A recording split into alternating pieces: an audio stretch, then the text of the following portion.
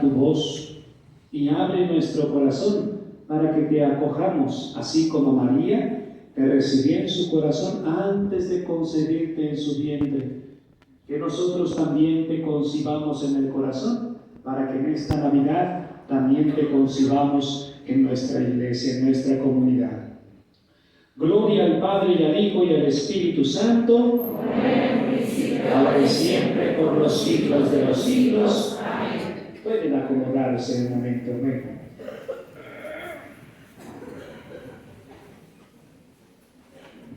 Qué bueno que ya están carrasqueados, el que va a hablar soy yo, ustedes. Bueno, qué bueno que estamos en este ambiente. Ah, caray, como que disminuí el grupo. Había más en la misa. Es que había muchos que no son servidores en la misa y pues ya le fueron destinando. Espero que no se haya ido por las mentadas que profeticé y que ahorita voy a hacer realidad. No, hombre, sí son mentadas, pero con alegría, con cariño, con amor y precisión. Así que, pues bueno, la dinámica del retiro espiritual, como ya lo comenté en la homilía, tiene, estas 4 partes. Tiene 4 partes. En la primera intervención que hicimos en la misa durante la homilía, se les abrió un poco el panorama por dónde van a ir los tiros. Hablamos del cantar de los cantares, de que tenemos que buscar al amado con ese deseo de tener la alegría de tenerlo a Jesús en nuestro corazón. Hablamos de María, que llevaba a Cristo en su vientre, pero sobre todo lo llevaba en el corazón, y que fue a servir a su prima Santa Isabel sin mirar su condición, sino que miraba la condición del otro. Porque María, estando en gracia, llena de gracia, teniendo la alegría de Jesús en su corazón, no podía quedárselo para sí, sino que tenía que transmitirlo, y lo hizo con su prima Isabel, yéndole a servir. Y finalmente decíamos que la verdadera alegría se posee cuando el alma está en gracia. La peor tristeza es el pecado. Cuando el alma está en pecado, evidentemente esa tristeza no tiene comparación. Podrás pasar penurias materiales, penurias económicas, podrás estar sin trabajo, podrás estar con 1000 presiones, enfermedades, situaciones, circunstancias propias de la vida, incluso podrás estar en una situación de duelo por la separación de un ser querido, por el abandono de alguien, por la pérdida de un ser querido. El que tiene la gracia de Dios se mantiene en la alegría del Señor. ¿Cómo lograr esta alegría? ¿Cómo se puede vivir en esta alegría cristiana a pesar de estar pasando por situaciones adversas? Es lo que hoy vamos a intentar dar como respuesta. Pues bien, luego viene esta primera charla donde vamos a hablar de que nuestra fe cristiana, nuestra fe católica, está basada, tiene su base en la alegría, porque la noticia, la buena noticia, es una alegría. Dios con nosotros. Y eso lo vamos a ver en el Antiguo Testamento y en el Nuevo Testamento. Cómo la Biblia realmente es una noticia de alegría. Y por lo tanto el cristiano no puede estar reflejando algo contrario a lo que cree, a lo que lee, a lo que medita. Su alegría está basada en lo que Dios quiere para el creyente. La alegría sí está en Dios, pero uno puede pensar que Dios está allá arriba, y sin embargo Dios ha querido venir aquí para darnos su alegría. Luego viene la hora santa, donde vamos a realmente tener contacto con la causa de nuestra alegría, que es Cristo, y pedirle al Señor que de verdad vaya transformando nuestras falsas alegrías en las verdaderas alegrías del corazón. Que Él convierta nuestro concepto de alegría por lo que realmente Él quiere ser para nosotros, alegría. finalmente vendrá la última charla donde hablaremos justamente de servir con alegría. El servicio lo vamos a tocar hasta el final. Y no porque sea menos importante, sino porque es consecuencia de esto que vamos a fundamentar al inicio de nuestras primeras intervenciones. Así que sin más preámbulos, vayamos allá. El mensaje de la Sagrada Escritura siempre ha sido darle la alegría al creyente. Cuando Dios se reveló a Abraham, vino no solamente a mostrarle que Dios es uno, sino que vino a traerle a Abraham la alegría de tener contacto con Dios y no con dioses, y no estar a la deriva, no estar perdidos. Recuerden que antiguamente se creían en muchos dioses porque creían en muchos mitos. Antiguamente, más que religión, se hablaba de mitología. Y entonces la mitología fue una respuesta para poderle dar a los hombres un poco de paz ante todo lo que sucedía alrededor. Por ejemplo, cuando había lluvias, tendrían que darle una respuesta de por qué había lluvia. Cuando había truenos, cuando había guerras, cuando había poca siembra, poca cosecha. Para que las personas pudiesen de alguna manera tener respuesta a esas situaciones, empezaron a surgir los mitos, queriéndole dar una respuesta algo piadosa, religiosa, a todos esos acontecimientos, en una forma de apaciguar su angustia, su preocupación, su soledad, sus inquietudes. Pero eso terminó cuando Dios se revela y le dice a Abraham: yo soy Dios. Esa alegría se va a ir de alguna manera transmitiendo por medio de los patriarcas, por medio de los profetas, hasta llegar al motivo de la verdadera alegría, que es el Emmanuel, Cristo, Dios en medio de su pueblo, en medio de nosotros.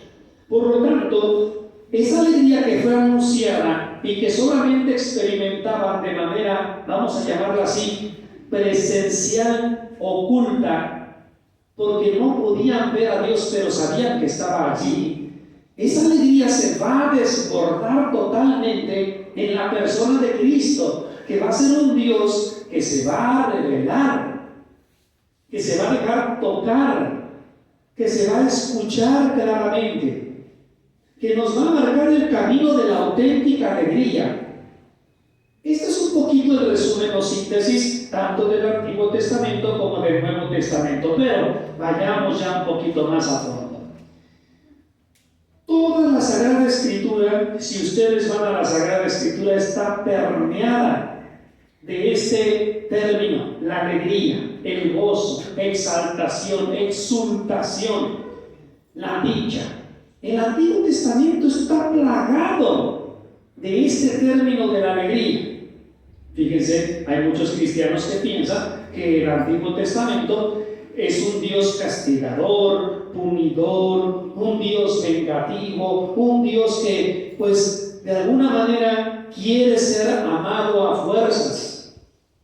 Y ese tipo de herejía, que se llamó marcionismo, donde decían que había dos dioses en la Biblia, uno en el Antiguo Testamento y en el Nuevo Testamento, el Dios vengador, el Dios de la misericordia, el Dios de la seriedad, rigidez y el Dios de la flexibilidad, de la libertad. Eso es una herejía, porque en realidad el Antiguo Testamento nos habla de un Dios alegre, de un Dios que es fuente de la felicidad eterna. Y esto es lo que Dios quiere para su pueblo, que logre encontrarse con Dios para que pueda encontrar la alegría del corazón en medio de este caminar en este valle de lágrimas.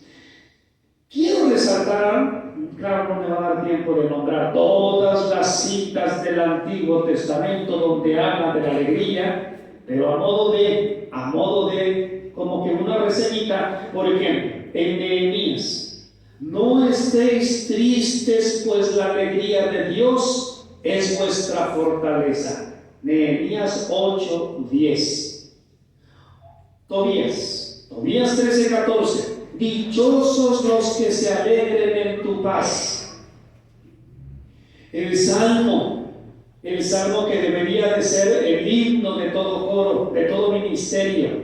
¿Cómo empieza? Dice el Salmo 100: aclame al Señor toda la tierra. Ojo, sirvan al Señor con alegría. De ahí está el tema de este retiro. Sirvan al Señor con alegría. Si vamos, por ejemplo, al Nuevo Testamento, el Nuevo Testamento está plagado.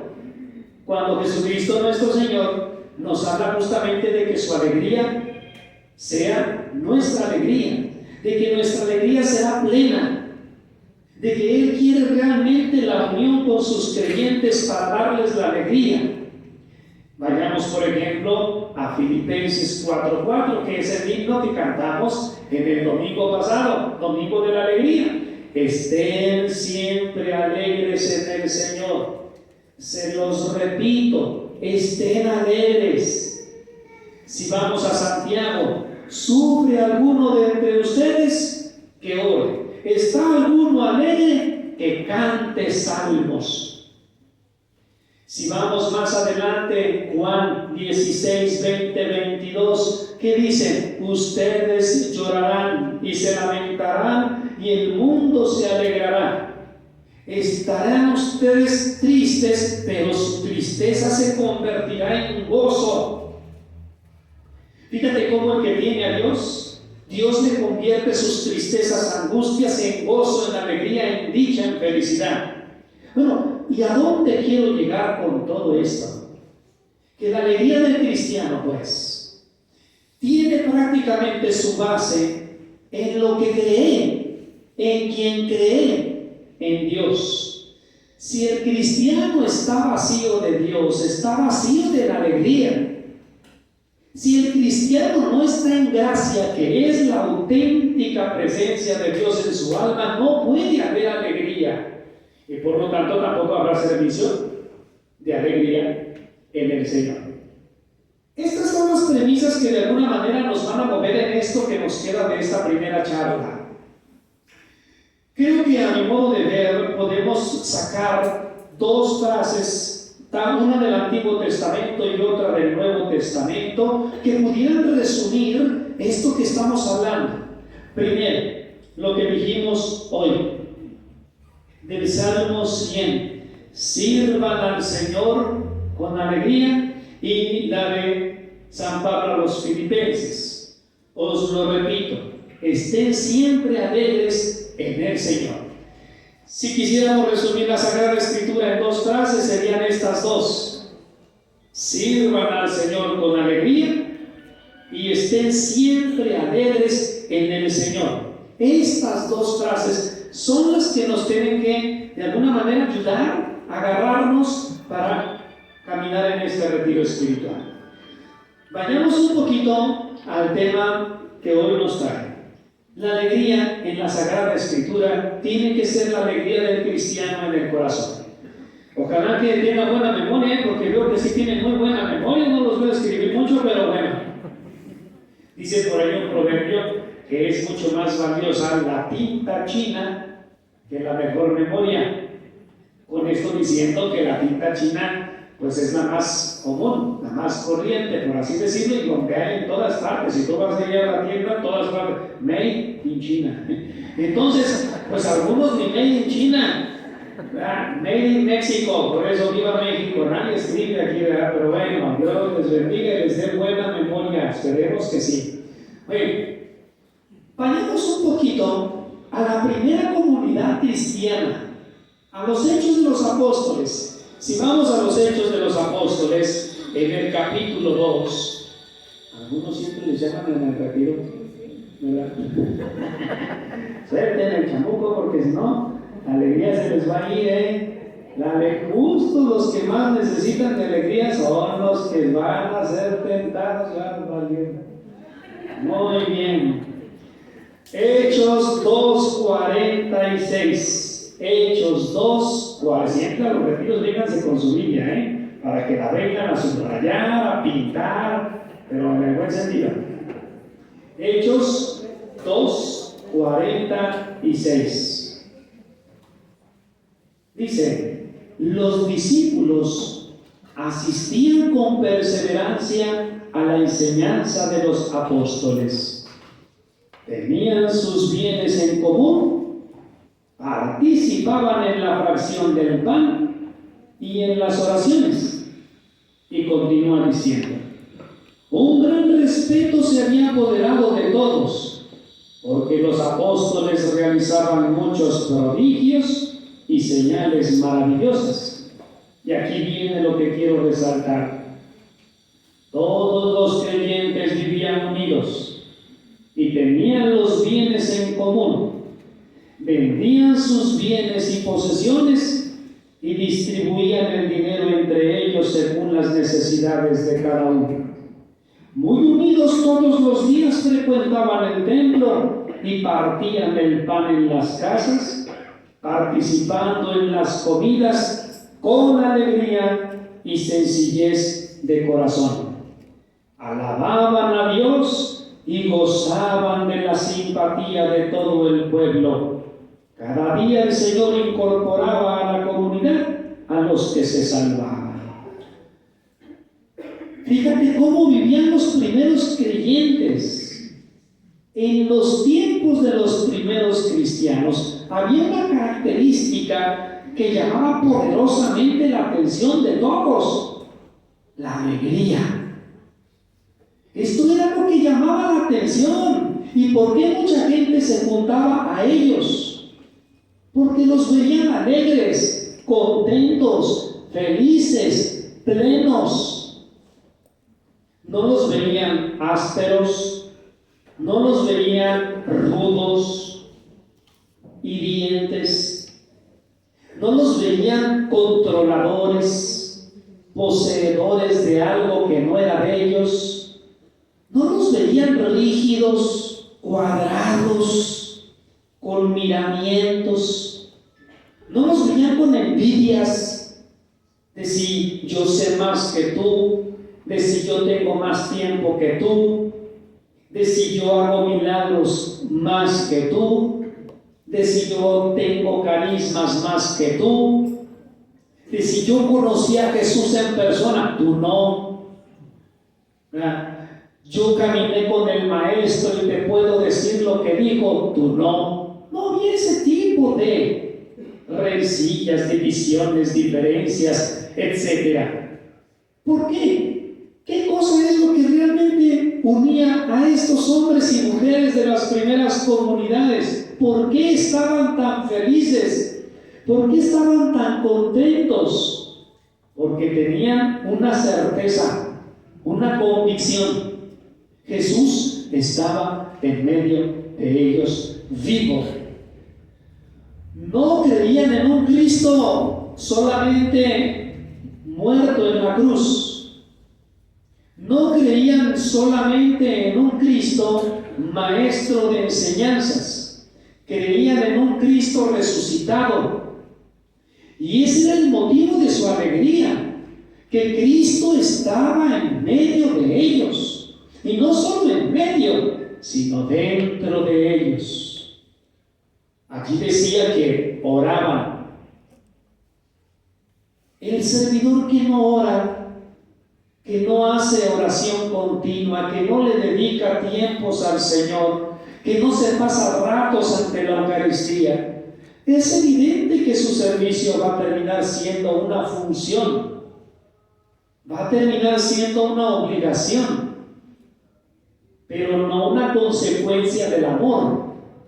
2. Dice que todos los días frecuentaban el templo. Evidentemente, muchos de ustedes no pueden venir todos los días a la misa, no pueden venir todos los días al templo por sus múltiples ocupaciones, Pero cada uno habría que ser muy honesto consigo mismo y hacer un análisis, un examen de conciencia.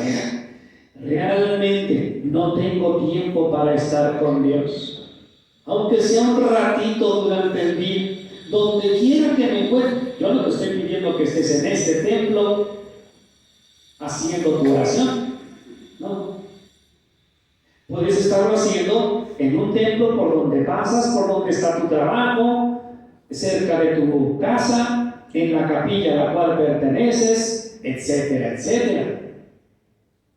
Puedes incluso, como dice Jesús, cuando vayan a hacer oración, entren en sus cuartos, cierren la puerta y háblenle a su Padre que está en lo oculto, que está aquí contigo. El punto es, haces oración. Ahora, ¿qué tipo de oración haces? Porque uno puede estar leyendo muchas oraciones y salir vacío. Pero qué distinto es estarse con el Señor, y qué mejor lugar que el de la Eucaristía, donde sabemos que Cristo está presente, para escuchar su voz en el silencio, para contemplarlo, no solo para pedirle. Orar no es pedir. Sí, se pide en la oración, pero orar no es pedir. Orar es amar. Orar es estar con el amado, con el motivo de tu alegría. Miren, ¿cómo puedes hacer un cierto termómetro de la alegría? ¿Cómo está el termómetro de tu oración? No estoy diciendo que la oración es el fin.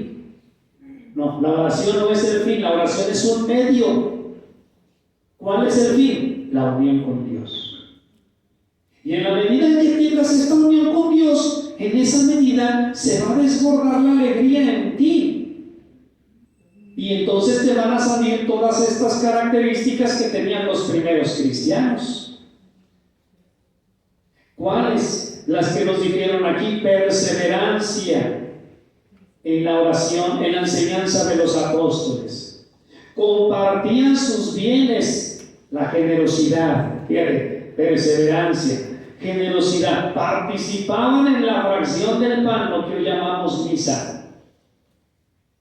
Te vas a alimentar de la Eucaristía, vas a saber que todos tienen al mismo Cristo cuando lo comulgan. ¿Cuál es el grande desafío de los cristianos hoy? Uno, los que no están en gracia y no oran ni comulgan. Uno. Dos, los que comulgan y oran, pero no tienen esa intimidad con Dios, no profundizan lo que han recibido, no profundizan su vida de oración. Y tres, que los que están orando y viniendo a misa y estando en grupos, no se ejercitan en lo que dice más adelante aquí el texto, que dice: un gran respeto se había apoderado de todos. Es decir, la caridad. Si no se practica la caridad, entonces tu oración y tu vida eucarística están quedándose muy cortos. Así que todos los creyentes vivían unidos, y porque vivían unidos, compartían sus bienes, servían a los demás, se amaban a tal punto que la comunidad de paganos decía: miren cómo se aman, miren cómo viven la caridad, cómo se quieren de corazón, de verdad. Ustedes, mis queridos servidores, y también quienes no están sirviendo en la comunidad, pero sobre todo los servidores, ustedes son los que me están ayudando a construir, no el templo, no los salones, a construir la iglesia.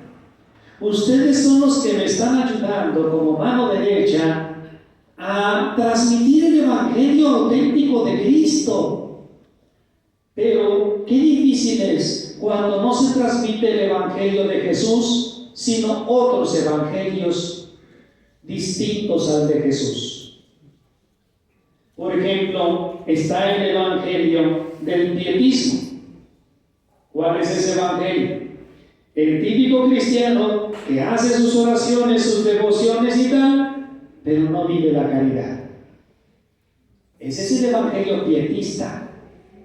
Está el otro evangelio del servicio falso o servicio, vamos a llamarlo así, un servicio funcional. ¿Cuál es ese evangelio? El que dice, hay que trabajar, hay que hacer muchas cosas, hay que organizar, hay que calendarizar, hay que, y nunca lo ves a los pies del Señor. Nunca lo ves en misas, nunca lo ves meditando la palabra, nunca lo ves comulgando, nunca lo ves en oración. ¿Ves cómo hay distintos evangelios? Pero no el de Cristo. El evangelio de Jesucristo nuestro Señor, que era el que vivía en las primeras comunidades, fíjate todo lo que tenían: perseveraban, eran generosos, iban a la fracción del pan y eran constantes en las oraciones, vivían la caridad en común porque vivían unidos. Eran realmente una comunidad, alababan a Dios y gozaban de la simpatía de todo el pueblo. Habría que preguntarnos, pues, si nuestras comunidades, si nuestra misma parroquia se parece a esta de la primera comunidad. Con esto no estoy diciendo que las primeras comunidades eran idílicas, o sea, perfectas. No. Este es el capítulo 2 de los Hechos de los Apóstoles. Apenas estamos empezando.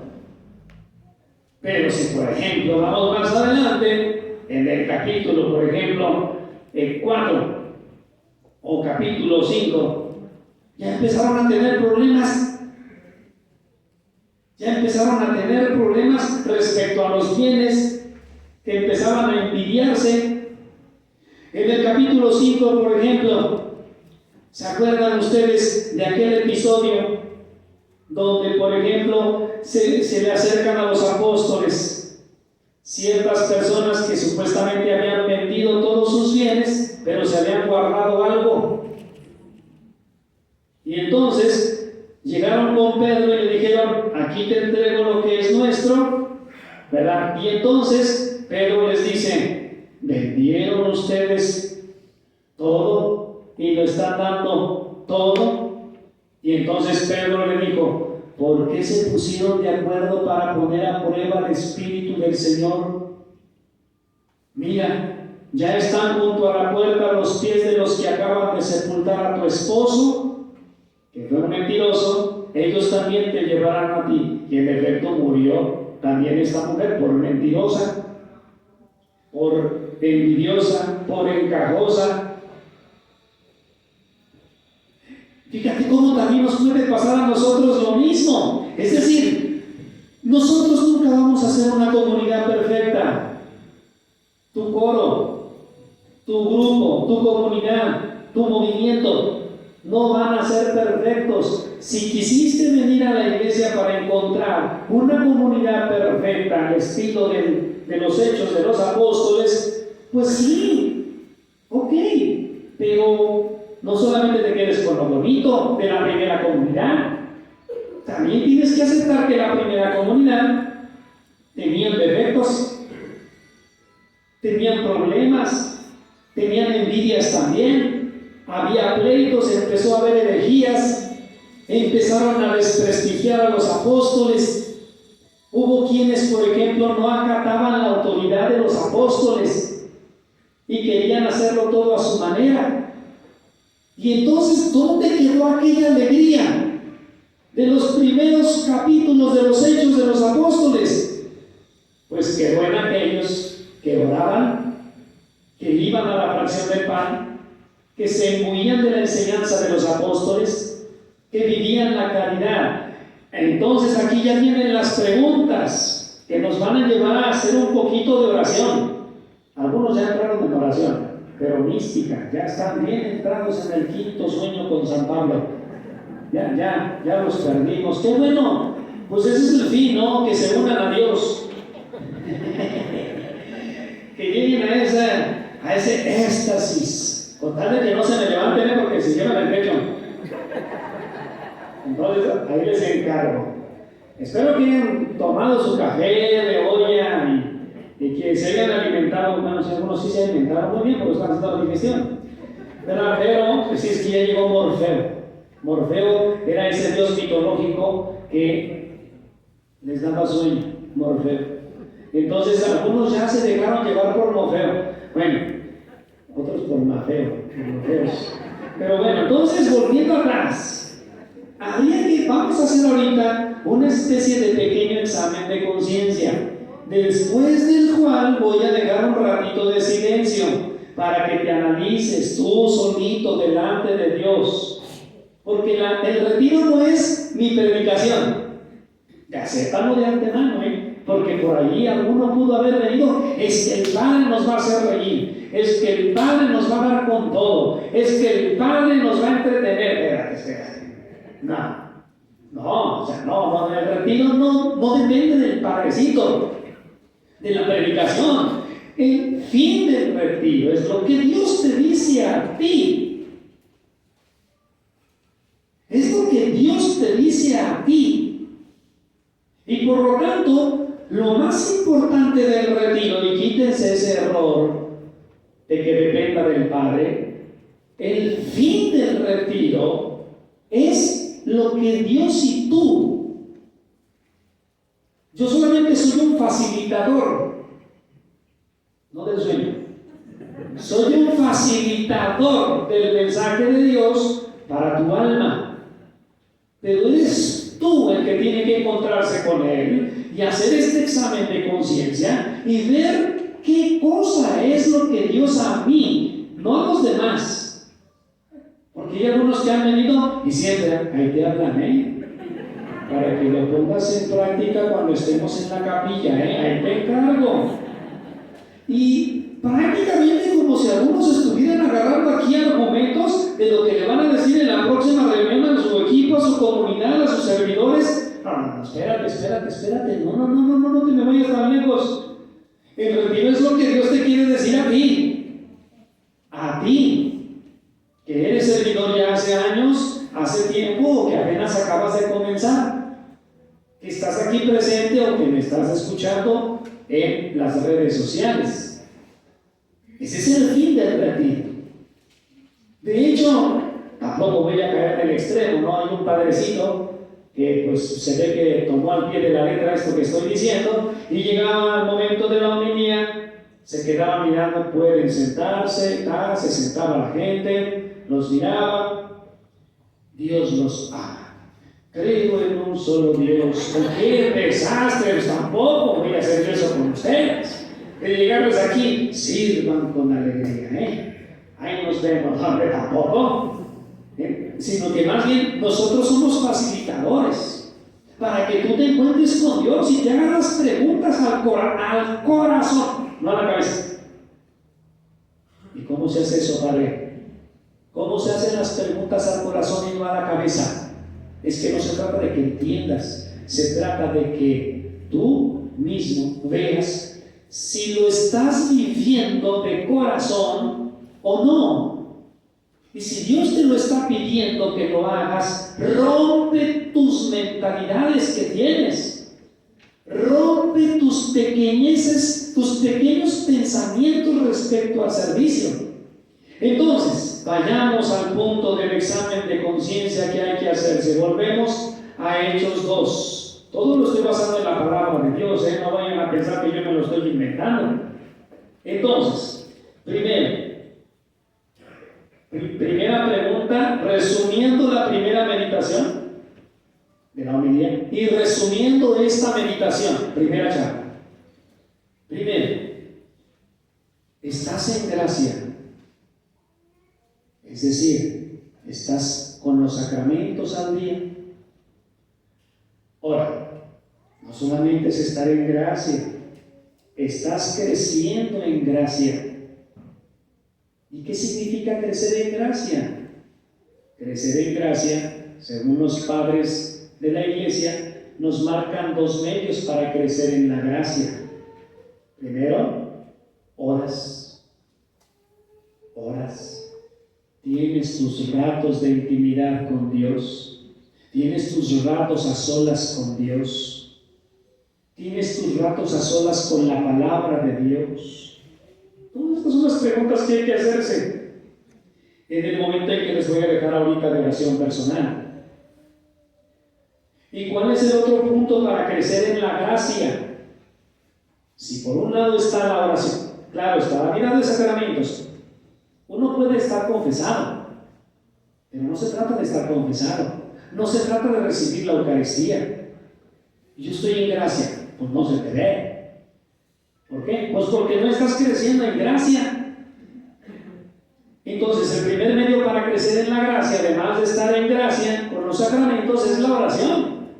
Por eso, el servidor tiene que estar en gracia, hacer oración, y segunda cosa que mide el crecimiento de la gracia es el crecimiento de las virtudes teologales. Las virtudes teologales. ¿Qué tal va tu fe? ¿Realmente ejercitas tu fe cuando estás en la Eucaristía? ¿Ejercitas tu fe buscando al Dios escondido en tu prójimo? Porque cuando ya empiezas a hacer categoría de personas, a estas sí, a estas no, a estos los saludo así, a estos cuando se me antoje, o a estos ni en cuadro, ya no estás creciendo en gracia. Entonces, ¿qué tal van las virtudes teologales? La fe. Te agarras de Dios, la confianza en Dios y la caridad. Entonces, ese es el primer bloque de preguntas. Ese es el primer bloque de preguntas, la gracia. Porque ese es el motivo número uno para estar alegre en el Señor. Ese es el motivo número uno de lo cual nos dice San Pablo: estén alegres, pero en el Señor. Estar en gracia y crecer en gracia. Si esta no es tu ocupación primaria, si esto no está por encima de tu familia, ojo, de tu familia, porque ¿de qué te sirve estar ganando centavos y cuidando a tus hijos si estás en pecado mortal? Si no estás unido a Dios, no tiene sentido. Te estás desgastando en vano. Entonces, estar en gracia. ¿De qué sirve que estés tan apurado en ganar centavos? Trabajar aquí y allá y sacar la gota gorda, pero no estar en gracia, no estar cerca de los sacramentos, mi hermano. Estás como, perdón la comparación, como un perrillo buscando alimento para no morirse ese día. Así estamos, o así estás. Entonces, el primer bloque, primer presupuesto de la alegría del corazón, la gracia, y crecer en gracia. Y ya sabemos por medio de la oración y las virtudes teologales. Segundo bloque de preguntas, que es la estamos sacando aquí del Hechos de los Apóstoles, capítulo 2. Dice: todos quedaron llenos del Espíritu Santo. Ahí está la segunda cosa. No se puede tener al Espíritu Santo, el espíritu de la alegría, si no estás en gracia. Y acuérdate, Dios se va de tu alma el día que cometes o vives en pecado mortal. Por mucho que le hagas así al crucifijo, por mucho que tengas aquí un montón de cadenas, de que si San Benito, de que si San Fulgencio, San Pancracio, de que Santa Pánfila, de que Santa tu abuela, por más que tengas a todos tus santos y santas colgados ahí, lo único que te van a dar es un torcicuello, porque otra cosa no te pueden dar si no estás en gracia. Entonces, el Espíritu Santo lo invocas, lo conoces bien sus dones. ¿En qué consisten los dones del Espíritu Santo? Los frutos del Espíritu Santo. Si el Espíritu Santo para ti es un desconocido, y ojo, no me vayan a malinterpretar, ni tampoco a confundir. Cuando yo hablo del Espíritu Santo, no quiero decir con esto que te hagas carismático. No quiero decir que te metas a la renovación carismática, con todo cariño y respeto para la renovación. No me confundas una cosa con la otra. Ser carismático es una espiritualidad, es una corriente de gracia, es distinto, es como ser de los cenáculos, es como ser de Conquistando las Naciones para Cristo, o de distintos grupos. Es pertenecer a un grupo, que su carisma es el Espíritu Santo. Cuando yo te digo que si conoces al Espíritu Santo, es si como cristiano conoces bien quién es la persona, la tercera persona de la Santísima Trinidad, si sabes cómo actúa, si sabes cómo quiere realmente santificarte, entonces lo alabas, lo bendices, lo invocas, cada cuando le agradeces, sabes en qué consisten sus dones, sus frutos, etcétera, etcétera. Bueno, tercer bloque de preguntas. ¿Qué dice aquí? Recuerdan lo que nos decían al inicio que hacían los primeros cristianos. Dice, participaban en la fracción del pan. ¿Qué tal van tus misas dominicales? ¿Las vives? ¿Escuchas bien la palabra de Dios? ¿O eres de aquellos que todavía vienen y aterrizan? Llegué a las lecturas. No, pues ya no te valió la misa, mijito.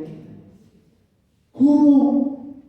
Pues sí, acuérdate que para que sea válida la misa los domingos, tiene que ser desde que el Padre empieza en el nombre del Padre hasta que el Padre dice, pueden ir en paz.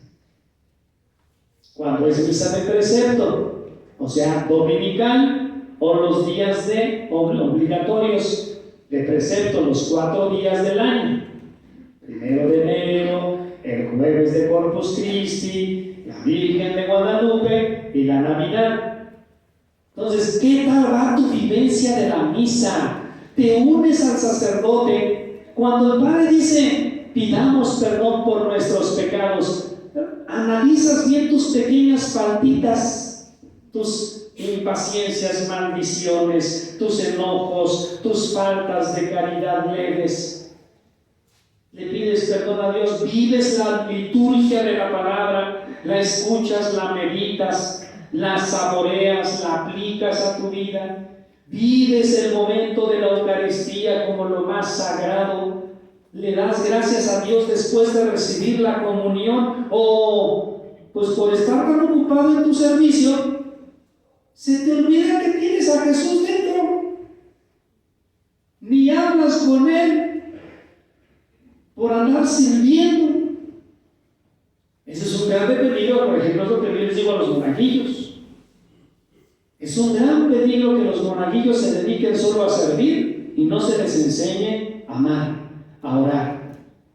Es un gran peligro porque son los primeros que se van.